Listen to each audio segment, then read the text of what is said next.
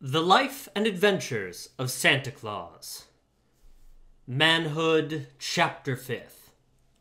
How Bessie Blithesome Came to the Laughing Valley. One day, as Claus sat before his door to enjoy the sunshine while he busily carved the head and horns of a toy deer, he looked up and discovered a glittering cavalcade of horsemen approaching through the valley. When they drew nearer, he saw that the band consisted of a score of men-at-arms, clad in bright armor and bearing in their hands spears and battle-axes. In front of these rode little Bessie Blithesome, the pretty daughter of that proud Lord of Lerd who had once driven Claus from his palace. Her palfrey was pure white, its bridle was covered with glittering gems, and its saddle was draped with cloth of gold, richly broidered. The soldiers were sent to protect her from harm while she journeyed. Claus was surprised, but he continued to whittle and to sing until the cavalcade drew up before him. Then the little girl leaned over the neck of her palfrey and said, "Please, Mr. Claus, I want a toy." Her voice was so pleading that Claus jumped up at once and stood beside her, but he was puzzled how to answer her request. "You are a rich lord's daughter," said he, "and have all that you desire." "Except toys," added Bessie. "There are no toys in all the world but yours." "And I make them for the poor children who have nothing else to amuse them," continued Claus. "Do poor children love to play with toys more than rich ones?" asked Bessie. "I suppose not," said Claus thoughtfully. "Am I to blame because my father is a lord? Must I be denied the pretty toys that I long for because other children are poorer than I?" she inquired earnestly. "I'm afraid you must, dear," he answered, "for the poor have nothing else with which to amuse themselves. You have your pony to ride, your servants to wait on you, and every comfort that money can procure." "But I want toys," cried Bessie, wiping away the tears that forced themselves from her eyes. "If I cannot have them, I shall be very unhappy." Claus was troubled, for her grief recalled to him the thought that his desire was to make all children happy, without regard to their condition in life. Yet, while so many poor children were clamoring for his toys, he could not bear to give one of them to Bessie Blithesome, who had so much already to make her happy. "Listen, my child," said he gently. "All the toys I am now making are promised to others, but the next shall be yours, since your heart so longs for it. Come to me again in 2 days, and it shall be ready for you." Bessie gave a cry of delight, and leaning over her pony's neck, she kissed Claus prettily upon his forehead. Then, calling to her men-at-arms, she rode gaily away, leaving Claus to resume his work. "If I am to supply the rich children as well as the poor ones," he thought, "I shall not have a spare moment in the whole year. But is it right that I should give to the rich? Surely I must go to Necile and talk with her about this matter." So, when he had finished the toy deer, which was very like a deer he had known in the forest glades, he walked into Berzy and made his way to the bower of the beautiful nymph Necile, who had been his foster mother.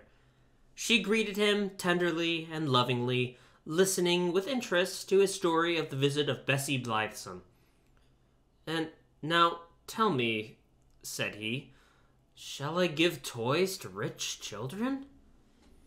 "We of the forest know nothing of riches," she replied.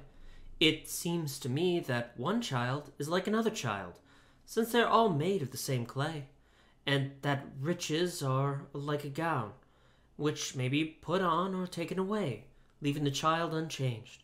But the fairies are the guardians of mankind, and no mortal children better than I. Let us call the fairy queen." This was done, and the queen of the fairies sat beside them, and heard Claus relate his reasons for thinking the rich children could get along without his toys, and also what the nymph had said. "Necile is right," declared the queen, "for, whether it be rich or poor, a child's belongings for pretty playthings are but natural. Rich Bessie's heart may suffer as much grief as poor Mary's. She can be just as lonely and discontented, just as gay and happy.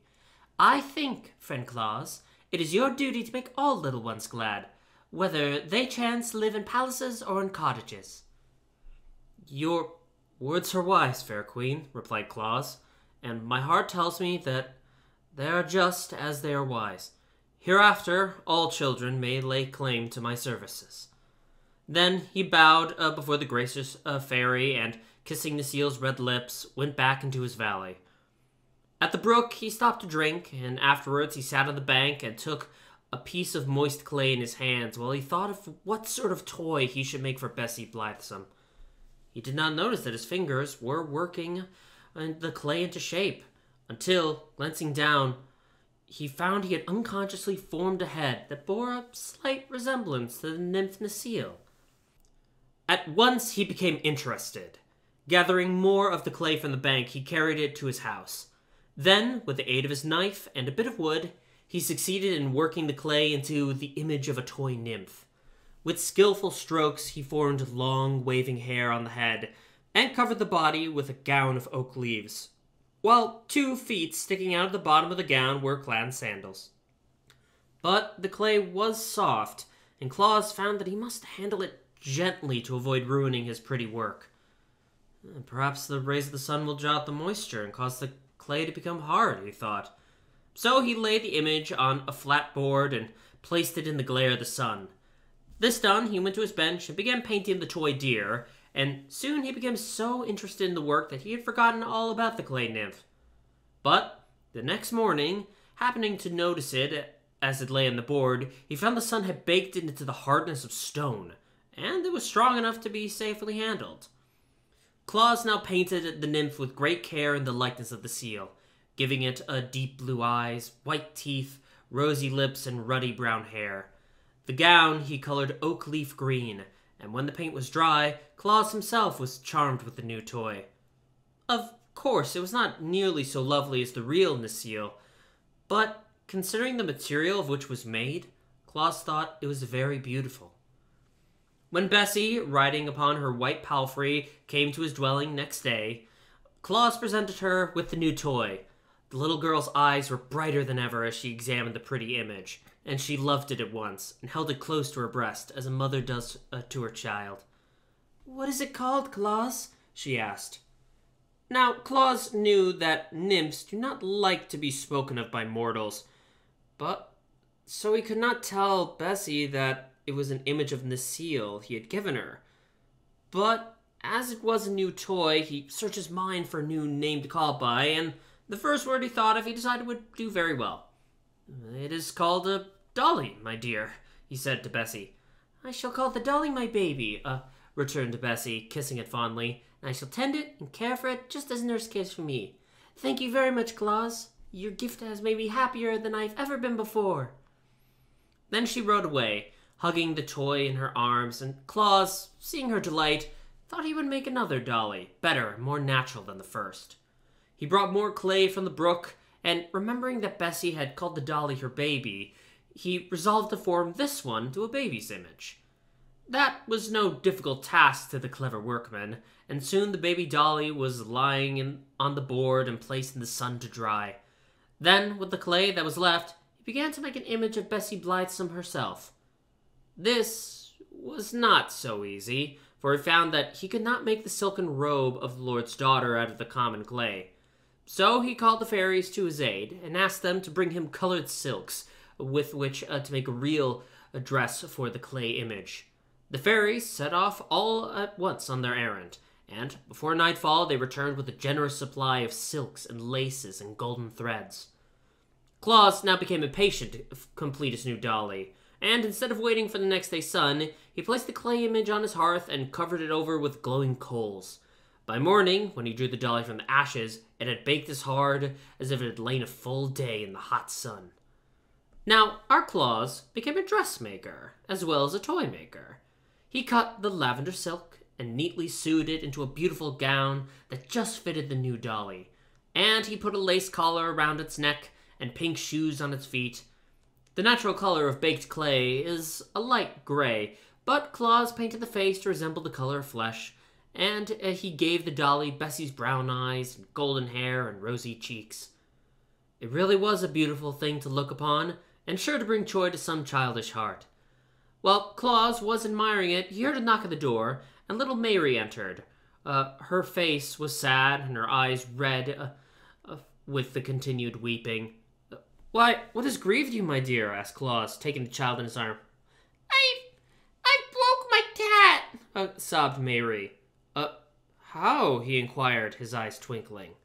I dropped him and broke him off him tail, and I dropped him and broke off him ear, and now he's all spoiled." Claus laughed. "Never mind, Mary dear. How would you like this new dolly instead of a cat?" Mary looked at the silk-robed dolly, and her eyes grew big with astonishment. "Oh, Claus!" she cried, clasping her small hands together with rapture. "Can I have the beautiful lady?" "Do you like it?" he asked. "I love it," said she. "It's better than tats." "Well, then take it, dear, and be careful not to break it." Mary took the dolly with a joy that was almost reverent, her face dimpled with smiles, as she started along the path towards home.